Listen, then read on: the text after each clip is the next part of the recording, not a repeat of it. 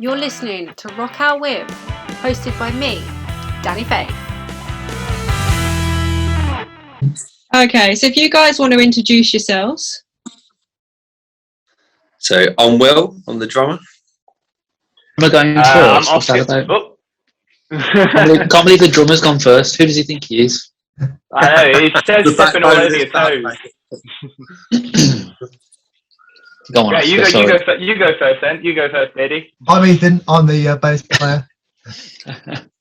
I'm Oscar, I'm the guitar player. And that's all there is. And I'm Max, and I sing. We went in order of importance there. Order of musical talent, maybe, yeah. You went in order of importance. The bass player would go first. Thank you very much. Wow. That's what we like to hear. I'll take that. Okay, so how did lockdown affect you all? But Eddie, do you want to start? You don't want to go first now, Will? You were so vocal earlier. No, you crack on, mate. Yeah, so I should say we're called to the faithful, by the way. We introduced ourselves, but not who we are. So yeah, lockdown's been pretty tough. We haven't been able to gig, but we played a couple of social distance shows, which was pretty cool when things eased up a little bit. So we played a couple more shows than most people got to, and we've even managed to record a couple of new songs as well in that time. So it's starting to pick back up. Yeah, gigging's our favourite bit, so losing that was the biggest thing. Because we were getting a lot of momentum, weren't we? We were supposed to be like one of our busiest years for gigs so far. And then we were all revving up for that and it all got taken away. So we had to refocus where our efforts were going to go. So it took us a long time to accept we were going to be not gigging for a while. And then we really knuckled down on the writing, which is what we're releasing now, bit by bit. But yeah, I think the biggest thing lockdown did, like Beardy said, was it took away all the gigs, which was our favourite bit. Yeah.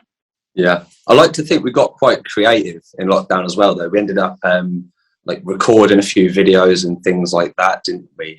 It was for a radio show, which actually did get played, but we did the work. Yeah, that's still waiting in the background somewhere. We could release that at some point. I've forgotten what that was. I don't even remember what you're on about there. It was that charity virtual gig that we didn't get broadcast for. I think we were too heavy. I don't think they realised what we sounded like. Yeah, I remember that. That one, I remember that. Yeah.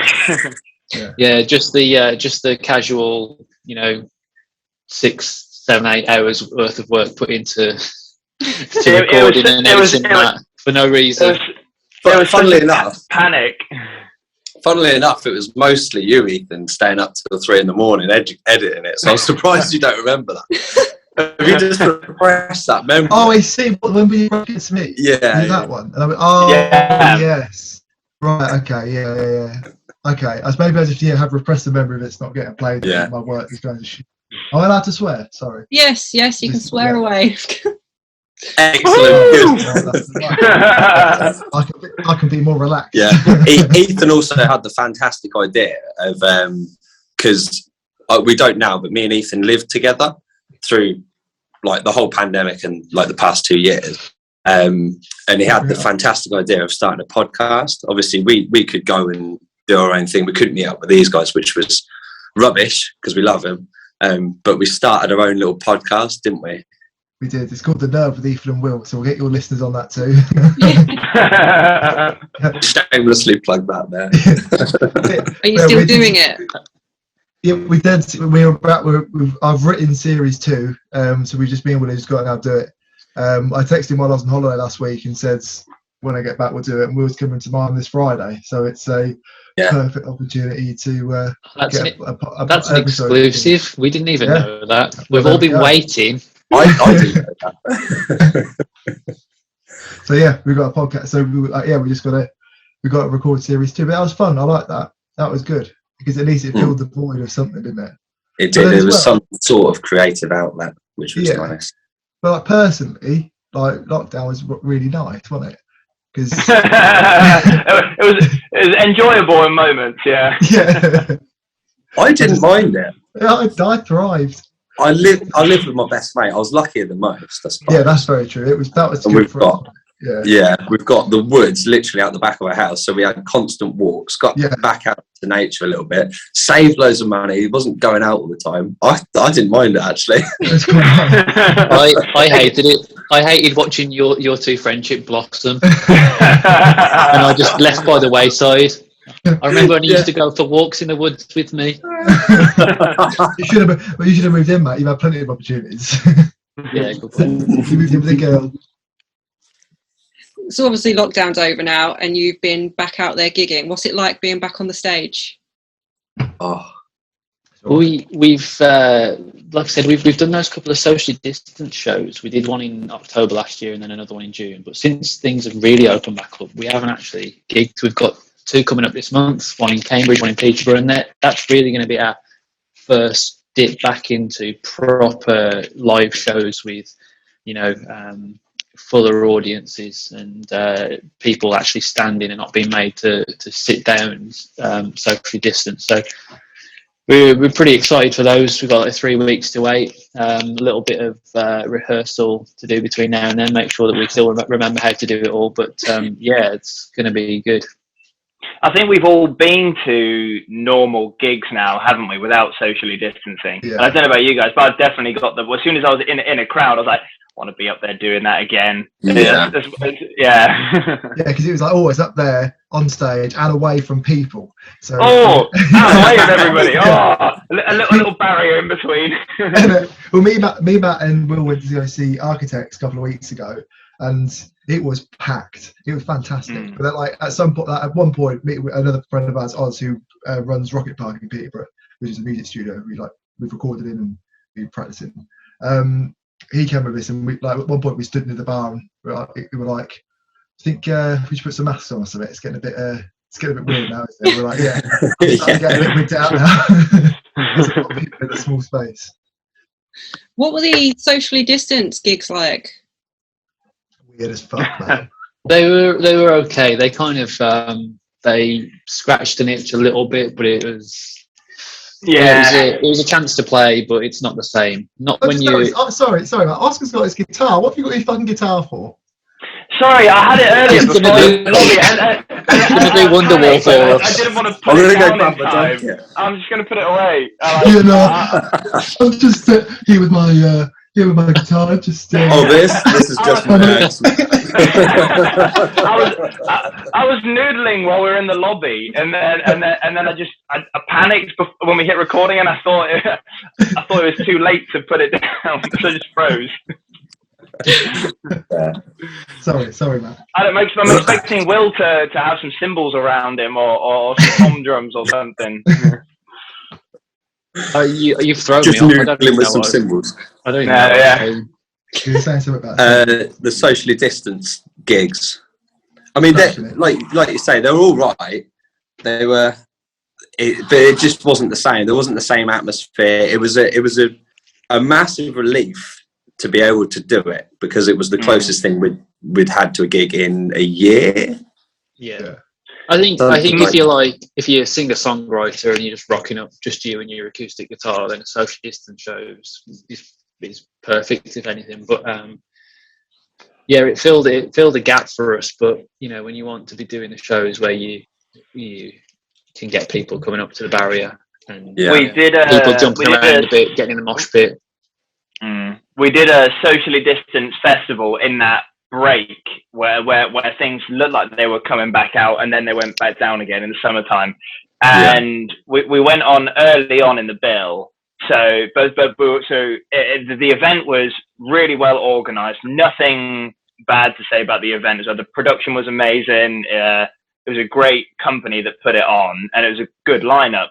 We went on early on, and because we're quite a heavy band and we really like a lot of crowd engagement, it was a huge field with big tables spread apart in pens, and that was we were just throwing our sound out there, and we were so excited to play, and there was nothing coming back. it was a real. It wasn't that did not itch the scratch that was required, or scratch the itch. Yeah. Yeah, because you obviously were quite lucky that you are in an area where lockdown did it actually ease a little bit for you. Down where I live, there was no easing; it was just lockdown the whole way through. Brutal. Where are you? I'm down in Kent. Oh, okay. Oh, okay. Yeah, so Yeah, there's not that many people out in the fens, so we were able to have a bit of space and able to actually have some eased restrictions. Didn't really feel like it, but yeah, at least it wasn't as brutal as yours. Yeah. yeah. So what music do you listen to when you're on the way to a gig?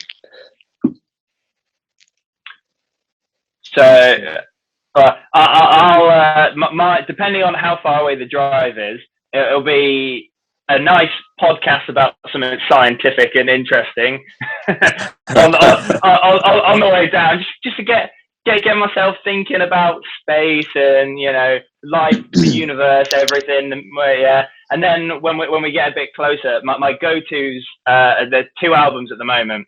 Dinosaur Pilot and Frank Carter are always staples for getting good vibes going, and then I think the next one will definitely be Turnstile's new album. That's a whole, yeah, that's definitely one that'll get me fired up. But I don't know about these other guys. Yeah.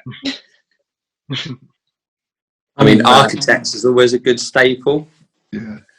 I mean, I say that because we went to an Architects gig literally the other week, and we were listening to down there. So Architects, I'd say Sleep Token. Yeah, I'm mostly listening to Sleep Token, bit of Creeper, Don Broco as Creeper. well. Oh, Don Broco's always a staple, obviously. I've sort of since whenever I get asked that sort of question, I forget everything I've ever listened to. So I don't know what I listen to at all. I don't know what is music. But yeah, Architects and Don Broco. You like listening to Kid Rock, don't you? I remember. I fucking hate. I thought it was Nickelback. It was Nickelback. Kid Rock you know and what? Nickelback, he alternates between the two. I could do a Nickelback to that over Kid Rock. I think he's a piece of shit. Let's get him on our podcast. Let's get him on this podcast. Come on, Kid Rock, right? Do you find the bands you listen to influence your own music? Yeah. Yeah, we just ripped some of them off. we got called BTech Rage Against the Machine. Oh, God. Yeah, I'll be honest, that really made me giggle. That still makes me I don't even consider that an insult. I was quite happy. That was nice. That was great. It's so on the nose though that we've just released our latest single, Thieves and Liars, and it's politically charged. It's got some of that kind of almost rapping verse to it. It is very Rage Against the Machine. It's fair to say that they were an inspiration in pulling that together. So yeah, we put this video out on TikTok, and this guy said called us BTech Rage Against the Machine, and it's you can't even be mad because it's just so on the nose. You're like, yeah, pretty much. everything we write, definitely, it's all just a combination of loads of shit you listen to, and we'll be like, oh, I like that bit, and I like that sort of bit, and that's really cool. Like, okay, how do we make something like that? Is that good? And then they make something that's not quite as good as any of those bands. Yeah. I think, to be fair though, a lot of it starts from asking, doesn't it? Because whatever, it's really sort of what you're listening to, because you'll sort of come up with a riff, and then we'll play it, and then we'll go, okay, let's get some sort of rhythm, and we work out a rhythm, and then it sort of sits. Then it sort of we then sort of can play around on that. So it's sort of builds like that, which is. Yeah, I think I'll bring the start of something, which would be a lot of my influences, and then it's pushed heavily in another direction by you guys, and then it turns into the Call to the Faithful thing. But it's definitely the band sound is definitely an amalgamation of everybody's talents, abilities, and influences. Yeah. Yeah. So you mentioned your latest single, Thieves and Liars. What's the story behind that song? I think I can speak on the lyrics, because I don't write all of the lyrics. Oscar does write some of the lyrics to some of our songs. For this one, what was one that I wrote the lyrics to. So me and Oscar, these last two singles, Animals and Thieves and Liars, they're quite thematically similar. And it was just happened to be that Oscar and I came together and we'd written these two songs around about the same time. It was just before lockdown, but we'd got, I think it was inspired by the political events and the way that our leaders try to divide us and these kinds of things. So that was really what we were doing. I mentioned about it being a bit politically charged and like Rage Against the Machine, and that's it really. If you listen to the lyrics, it talks about the Thieves and Liars, even in the title. I mean, that's a deliberate dig at the politicians, and that's what you can sum them up as, a bunch of crooks. So I think that's what we've gone for in the last couple of songs. It's definitely been along those lines. Mm-hmm. It's definitely been there's a lot of the theme on the lyrics comes from a real place of frustration and anger of seeing things not going the way that they should be going or moving as quickly as they should be going, and then people getting away with things that decent human beings shouldn't be doing as well. Yeah, I say decent human beings. That's a loose term, but a lot of the lyrics tend to come from like we're speaking about, frustration and anger towards general all authoritarian figures and establishment.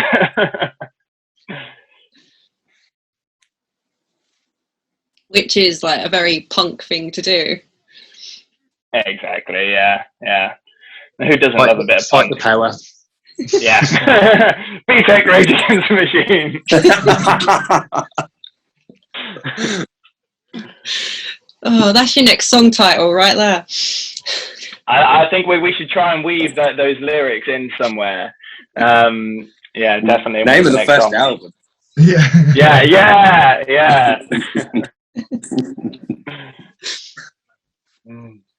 Oh dear. So is there actually an album on the cards?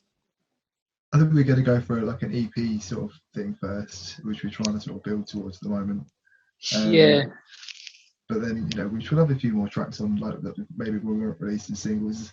But yeah, I think we just the big thing at the moment is we want to write as much as we possibly can, so we've got a load of content to actually put out. Because we did, like our first few singles took ages to release, and we want to now just keep a bit of momentum. So sort of the focus is just let's get a load of material written that we're happy with, and now we've sort of settled into a sound that we like and we know, and we can capitalise on that now and just write a load of music that we can hopefully get recorded in a quick succession, and then we can start packaging that up as an EP or maybe even a small album, depending on how much we get written and recorded. But it all costs money, doesn't it? So like, yeah, if we can have more money, then it'd be. I think like that's always the dream, isn't it? You want to do an album because you just think, because all of your favourite bands growing up, and you've got all these favourite albums growing up, and you want to kind of do that and have your own version of that. And it's definitely something that we will work towards. But I'm just not sure that there's a place for it for our corner of the music market. For small unsigned bands, you don't have the luxury to put all the time and money into an album that ultimately, and then do this big release and put all that content out for it to just kind of the interest to drop suddenly. It doesn't seem to work for bands like us. We found that we're much better suited if we do the little and often. So that's what we've tried to do over this summer. We put out Animals in July, Thieves and Liars came out in August. We've got the next one recorded to come out in September. We're trying to come thick and fast with the singles, and that seems to be a better strategy for us in the response that we've seen. We had intended to bunch all these songs together and put them onto an EP, and we just kind of abandoned that idea in the end because we were getting twitchy, wanting to release the stuff and start getting people listening to the music rather than have to wait to do all that recording and get it all together and package it together. Because none of us, because we're all, I say real people, none of us are recording engineers or videographers by trade or anything like that. These things do take longer. Like Billy said, we're an unsigned band. We're all sort of spread across a local area. It's hard to get together. It's hard to record all this music and put it out. And then when we record a song, we're always really excited about it, and we want people to hear it as soon as possible. If we waited until we had 5 tracks together recorded, it'd be 2-3 years between releases, and we wouldn't get anything done. There'd be no momentum going along with that, and it would all, our love for it would definitely wane for the band, because this is a passion project for all of us. We love playing music, we love playing live, and more now I'm loving being in the recording studio and having an opportunity to go in every couple of months, as we're doing at the moment. It sort of keeps your teeth sharp as well, because the pressure's kind of off a bit. I remember that first recording session we went at the Den Studios. It took me so long to nail a couple of takes on a solo, and there was a couple of takes, whole day, a couple of hundred maybe. Yeah, but with the momentum we've got now with recording and releasing and everything like that, that's the formula that seems to work for us. Yeah. And I suppose with that's the good thing with the streaming, rather than having to have physical copies, you can just release single after single. Mm-hmm. I like physical copies though. I want to put some songs on vinyl. That'd be brilliant. But it just costs so much fucking money. Yeah. Yeah. Particularly if you want to do it well, you have to get it vinyl mastered, vinyl mixed. Oh, then you have to get some vinyl. Yeah. For the most part though, Ethan, you're not going and buying vinyl for like the DIY band from down the road that playing your local. Oh, I appreciate that. It's because they can't afford to put out vinyl. Exactly. I still want to do it. I know why. I just want to play. I don't want to be car, but I want it. It'd be brilliant. Mm-hmm. Always the very for vinyl. Love it. We just have to get like a limited, 4 of them made just for us. Yeah. Be our own biggest fans. We sign up to it. We'll set up a Patreon. We'll sign up to our own Patreon, and then we can get early access to the vinyl. Oh, sorry. Yeah. No, I thought you were talking about Will's personal new Patreon that he's got. That's only fans. For the record, I do not have an OnlyFans. Oh, Will, that was your chance to plug it, mate. Sorry, yes.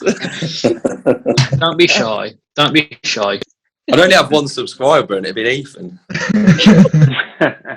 I'd love to subscribe to Bald Gape and Anal. That'd be brilliant.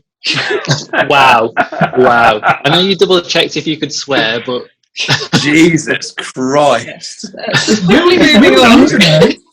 Really? I didn't come up with it. I'm not sure that soundbite will make it. Let's talk about the NMG Awards. You're nominated for 2, aren't you? Yeah. Yes. We're eligible actually for 3 now. Not to just poo-poo. You've obviously done your homework. There's 2 that's a public vote. They'll be the ones that you've seen, which is the audience choice and track of the year for Animals. But we were also in the rock category, which is judged by a group of judges. Yeah. which we all knew about. Definitely, we all knew about that. Yep. So how did it come about? How did you get nominated for it? Well, we always submit our music to the New Music Generator. It's a radio show run by Tim Willett on Cambridge 105. He's a really, really great champion of new music for the Cambridgeshire area. He's always been very supportive and played our stuff. So just organically through submitting our music to that, he arranges this award ceremony once a year, and it's a pretty big deal for the local unsigned scene. In fact, for the whole of East Anglia, it's quite far reaching. And we attended 2 years ago just as audience members before. Just as we were just starting out as a band, we hadn't really submitted any music at that time, but we just wanted to go and get a feel for what it was like. And we went and saw the show and saw these people getting suited and booted and being awarded for being the best rock band or track of the year, and it was great fun. So we're really excited to be a part of that this year. To the extent that we've been lucky enough to be nominated in a few categories, and fingers crossed we can go and pick up an award on the night. That would really be the icing on the cake for what has been a pretty spectacular summer releasing these singles. So how can people vote for it? We have, if you follow Call to the Faithful on Instagram, the link in our bio will take you through to a page where you can vote. It's just an online survey. 3 categories to vote in. First of all, the audience choice, which is all of the bands. You can select from all of the bands, and you just have to scroll down to find Call to the Faithful.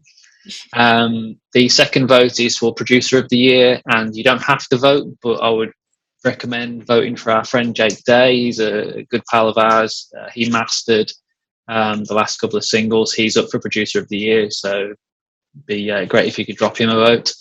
And then finally, Track of the Year, we're up against 4 other great songs. Call to the Faithful, Animals, that's the one you want to find, and just drop the vote in.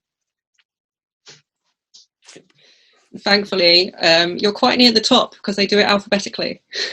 Yeah. Yeah, there's a whole bunch of bands in that category. If we called ourselves BTech Rage Against the Machine, we'll be even higher. Yeah. Yeah. And you can vote. Did I see that you can vote like once a day as well? It's 1 vote per device. Yeah, that's it. I've been trying to encourage people to dig out all their old mobile phones, their laptops, Smart smart fridge, work computers. Just on all of them. Everything. Mm-hmm. So what does the rest of the year look like? Got a couple of gigs coming up. We've got quite a few. We've got a couple coming up in September, as Matt said earlier on. Then we got in December.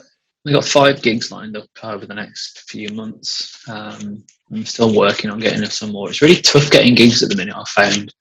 Everybody seems to be scrambling for the same slots. All these bands that haven't been able to play for so long, they're all taking up the good slots. So we've got gigs in Cambridge, Peterborough, Stamford, and a couple coming up in Cannock, which is my hometown.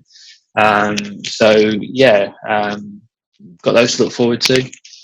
New music coming out in about 3 weeks' time. And also at some point we started tracking a 4th song for this as part of this cycle, which we need to get back into the studio to finish. So there's a chance that will come out before the end of the year. So it's really moving pretty fast. That's part of the new mantra that we've tried to instill in. We spent so long, the first 18 months of being a band, we were releasing 1 song every 6 months. And it just hasn't been the speed with which we wanted to work at. So we kind of banged our heads together part way through this year and said, look, that's got to change. Let's keep writing, let's record it, let's get it out. Yeah, and then the podcast will come out as well. But that'll definitely come out before the end of the year. And I just set up a Twitch account. So I might do some Twitch streaming at some point, playing some bass, because what else do we have to do in this helpless life? So I think you should commit to a date for season 2 of the Nerve podcast right here, right now, and then you have to be held accountable. I do that, but I committed to for a 6-week break at the end of the last season 1, and it's now been like 4 months, so even longer than that. So we committed to a 2-week break. Yeah, So it's even worse. Like me, we'll give a shit. So it sounds to me like you're really good at commitment. You've actually overstayed you've gone past your original goals. Yeah, Why not make it a year? Exactly. Yeah. You've exceeded, if anything. I'm just constantly bombarded with people messaging me saying, when is the nerve starting back up? So you're letting your adoring fans down. Well, would you like to come on the nerve, since we've been on your podcast? Would you like to come onto our podcast in season 2? Yeah, why not? Oh, lovely. Before you agree to that, you should listen to an episode because it's absolute filth, and it's usually about an hour and a half long. So we're going to do 45-minute episodes. We're going Okay. to scale it in. We're going to rein it in a little bit. But yes, me and Will do talk a lot of shit. So but it's fun. We think it's funny. Give it a listen. Yeah, I will. Oh, and I'll find them. I'll put the link in it as well in the description for this, so other people can find it. Thank you very much. Thank you. All right, so I've got one last question for you, and this one normally stumps a bunch of people. Oh, fucking hell. If you could rock out with anybody, dead or alive, who would it be? Oh, they'd have to be alive. Freddie Mercury. Being dead would be weird, wouldn't it? Straight in there. Really? You throw out 100%. Freddie Mercury there, Will? I Really? just love him. I just love him. I think Elvis towards his end would have been a good one as well, because he was just That's the worst crazy. Elvis. He was dying.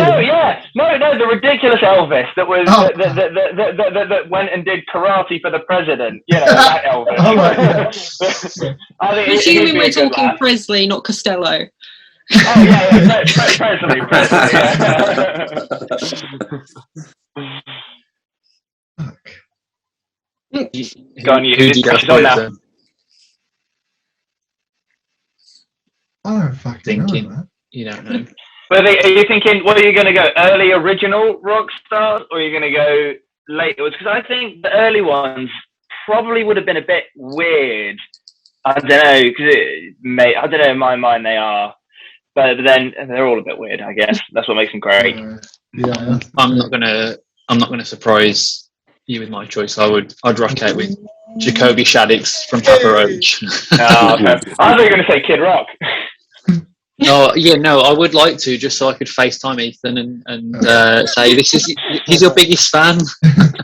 You have sort of partied with Jacoby when you paid for a meet and greet.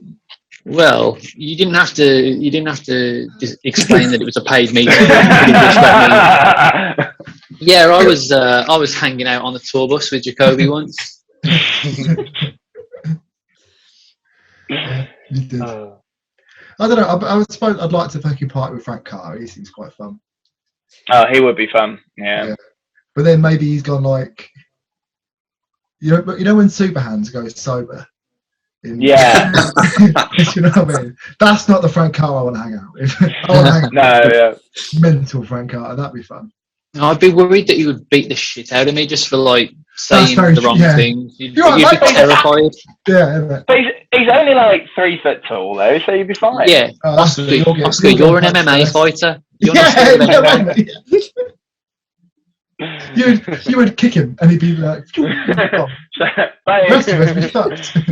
Although I'd love to get a tattoo from Frank Carter. That is like an absolute dream. Yeah. That'd be cool. I wonder if he could tattoo me kicking him in the face. Yeah.